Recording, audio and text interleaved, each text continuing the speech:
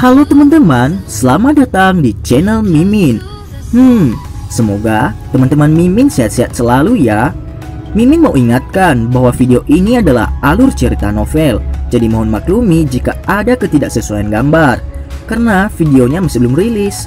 Jangan lupa like, share, and subscribe. Tanpa lama-lama, langsung kita ke videonya. Battle Road to Heaven.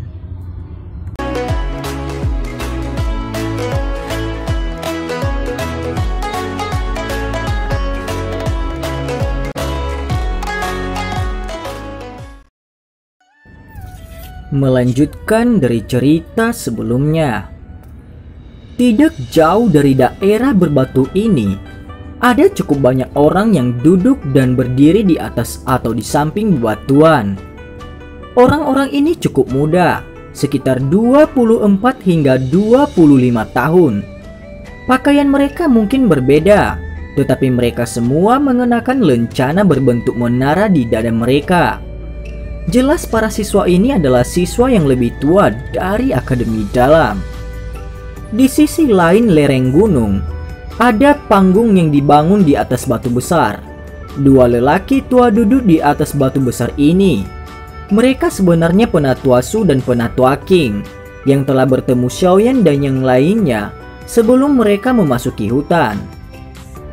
Mereka adalah sepasang pria parubaya dengan aura tenang. Jelas mereka seharusnya orang yang bertanggung jawab atas berbagai urusan dalam Akademi Dalam. Hahaha. Aku mendengar bahwa sekelompok siswa baru ini sangat arogan. Mereka benar-benar pergi dan merampas energi api dari para siswa yang lebih tua. Pandangan dari atas lereng gunung memandangi arena yang agak redup di tepi hutan ketika tawa ditransmisikan di antara mereka.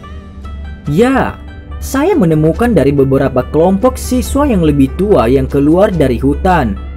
Ada sekelompok siswa baru yang dipimpin oleh seorang bernama Xiaoyan yang tampaknya cukup kuat. Mereka hanya mencari alasan untuk kegagalan mereka sendiri. Bagaimanapun mereka setidaknya telah berlatih di Akademi Dalam selama lebih dari 1 tahun. Sungguh tak terduga bahwa mereka akan dikalahkan di tangan siswa baru. Semoga saya mendengar bahwa Satya dari kelompok setan hitam juga telah membawa orang ke hutan. Aku ingin tahu apakah mereka juga bertemu dengan siswa baru itu. Oh, Satya juga masuk. Maka siswa baru ini dapat dianggap selesai. Satya adalah orang kuat yang akan memasuki kelas Dowling. Betul. Keberuntungan mereka dapat dianggap telah berakhir di sini, ucap kedua penatua itu. Ketika banyak bisikan pribadi dikirim kemana-mana, beberapa sosok manusia ditumpukan batu di bawah bergerak sedikit. Mereka segera membuka mata mereka perlahan saat tatapan acuh tak acuh mereka menyapu hutan gelap. 5 sosok manusia ini hanya duduk di atas bebatuan yang berantakan. Napas mereka panjang dan tenang. Mereka tidak bergerak karena percakapan pribadi yang terdengar di samping telinga mereka. Mereka berlima mengenakan pakaian berwarna putih, mirip aura dingin mereka yang acuh tak acuh. Di antara mereka berlima, yang memiliki aura terkuat adalah seorang pria di tengah, yang kulitnya sedikit putih. Pada saat ini, pemuda berkulit putih ini adalah satu-satunya orang di antara 5 yang matanya masih tertutup. Dia duduk bersila di atas batu dengan tubuhnya tampak mirip dengan patung es. Sedikit aura dingin menyelimuti dan benar-benar menyebabkan beberapa rumput hijau di bebatuan tertutup oleh salju putih. Waktu berlalu dengan lambat seiring dengan pergerakan matahari di atas kepala mereka. Pada saat siswa di lereng gunung ini berpikir bahwa mereka telah menunggu dengan sia-sia hari ini, tiba-tiba ada suara langkah kaki yang berasal dari dalam hutan yang gelap. Segera semua orang menguatkan semangat mereka. Tatapan mereka semua menyapu menuju keluar hutan tanpa membuat kesepakatan sebelumnya. Percakapan pribadi yang awalnya berisik juga sepenuhnya berhenti. Penatua Su dan Penatua King di peron batu di puncak lereng gunung juga perlahan mengangkat kepala mereka. Mereka menyipitkan mata mereka saat melemparkan pandangan ke arah asal suara langkah kaki itu. Saat suara menjadi sunyi, suara langkah kaki yang dipancarkan dari dalam hutan yang gelap menjadi semakin menyedihkan. Dengan cepat mengikuti ini, 20 sosok manusia perlahan keluar yang memimpin mereka adalah Satya, Su Xiao dan yang lainnya. Hah? Ini Satya dan yang lainnya? Tatapan mendarat pada 20 sosok manusia yang berjalan keluar dari hutan. Semua orang di lereng gunung terkejut ketika mereka berbicara dengan suara tertegun. Jangan bilang pada aku bahwa mereka sudah menghabisi siswa baru. Tanda keraguan melintas di hati semua orang. Banyak tatapan ditembakkan ke arah Satya dan yang lainnya yang berjalan keluar dari hutan. Kelompok 20 pria Satya perlahan-lahan berjalan menuju tumpukan puing terdekat. Pada saat ini, pria muda dengan kulit pucat juga perlahan membuka matanya. Tatapannya menyapu Satya dan yang lainnya. Sesaat kemudian, wajahnya berubah sedikit. Ada kesungguhan tambahan dalam suaranya yang acuh tak acuh. "Kalian semua benar-benar dikalahkan," ucap pria berpakaian putih itu. Meskipun suaranya lembut, tidak diragukan lagi, seperti ledakan guntur yang tiba-tiba meraung di langit yang cerah. Segera meledak di antara siswa akademi dalam di lereng gunung sampai mereka terpana. Wajah mereka kusam. 20 siswa yang lebih tua dan kuat sudah cukup untuk menyapu semua siswa baru dalam pertempuran. Namun sekarang setelah mereka mendengar apa yang dikatakan pria muda berwajah pucat itu, mereka semua benar-benar dikalahkan di tangan siswa baru. Meskipun hati mereka sangat terkejut, para siswa akademi dalam tidak memiliki banyak keraguan atas kata-kata yang diucapkan oleh pemuda berwajah pucat ini. Dengan kemampuan dan penglihatannya, tidak sulit baginya untuk melihat apa yang terjadi. Karena itu pada saat ini, semua siswa agak linglung. Siswa baru saat ini sudah kuat sampai sejauh itu. Satya tidak merasa terkejut bahwa pria muda berwajah pucat itu melihat semuanya dalam sekejap. Dia melambaikan tangannya dan berkata tanpa daya, "Orang-orang itu sangat kuat. Pengalaman bertempur mereka juga jauh dari apa yang dapat dibandingkan dengan siswa baru biasa," ucap Satya. Kata-kata Satya sekali lagi menyebabkan gelombang suara dari menelan air liur. Beberapa siswa yang lebih tua tidak dapat menyembunyikan kejutan di hati mereka ketika mereka menghirup udara dingin yang dalam. Bahkan kelompok setan hitam dikalahkan oleh siswa baru. Apakah kumpulan siswa baru ini benar-benar sekuat ini? "Serahkan sisanya pada kami. Biarkan saya melihat betapa hebatnya kelompok siswa baru ini yang telah mengejutkan seluruh akademi dalam." Pemuda berwajah pucat itu perlahan berdiri dari batu dan meluruskan tubuhnya. Rasa dingin yang samar tiba-tiba keluar dari tubuhnya saat dia berbicara dengan acuh tak acuh. Tatapan Satya membawa keanehan saat dia melihat udara dingin pada pemuda berwajah pucat itu. Sebuah senyum terangkat dari sudut mulut Satya. Dibandingkan dengan pertarungan jarak dekatnya sendiri, afinitas Dauki Es kemungkinan akan menderita pengekangan yang lebih besar di bawah nyala api menakutkan dari orang itu. "Luo Hou, siswa baru tahun ini memang sangat kuat. Saya pikir mungkin grup Anda yang terakhir ini kemungkinan tidak dapat menghentikan mereka," ucap Satya. Satya merentangkan tangannya dan berkata, "Minggir. Anda semua telah kehilangan kualifikasi untuk tinggal di sini." Pemuda berwajah pucat itu mengabaikannya. Nada suaranya masih sangat tenang. "Baik, saya percaya bahwa Anda tidak akan segera memiliki kualifikasi," jawab Satya. Satya tidak menjadi marah. Dia tertawa dingin bersama dengan Su Xiao dan yang lainnya. Dia perlahan mundur di lereng gunung. Mereka baru saja mendaki lereng gunung ketika sekelompok besar suara angin yang deras tiba-tiba terdengar dari dalam hutan yang gelap. Tidak lama setelah tatapan mereka bergeser, cabang-cabang pohon di dalam hutan dengan cepat berayun. Segera banyak dengan cepat muncul dari dalam hutan lebat. Akhirnya mereka mendarat di bawah sinar matahari dengan satu lutut di tanah. Ada banyak tokoh manusia.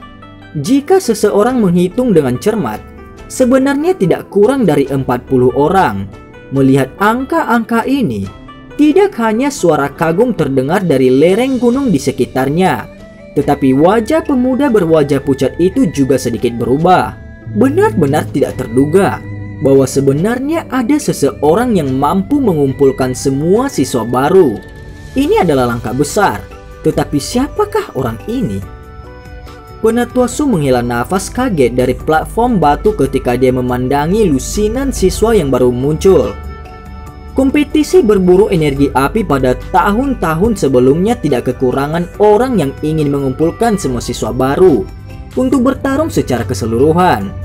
Karena setiap siswa baru menjadi sombong, namun jarang ada orang yang berhasil mencapai titik ini. Saya pikir itu seharusnya pemuda yang bernama Xiaoyan. Bukankah orang tua Hugan itu mengatakan bahwa selama kompetisi kualifikasi, orang ini mengandalkan kekuatannya sendiri untuk mengalahkan 3, 4, atau 5 siswa baru yang bergandengan tangan, ucap Penatua Qing. Penatua Su sedikit mengangguk. Dia menyuarakan pujian di dalam hatinya. Xiaoyan ini memang bibit yang bagus.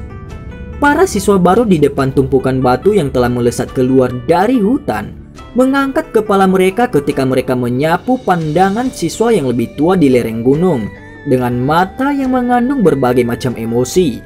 Akhirnya mereka menyebar ke dua sisi dan membuka jalan kecil di tengah. Langkah kaki lembut terdengar di tempat itu, dan 4 sosok manusia segera berjalan keluar perlahan dari kegelapan.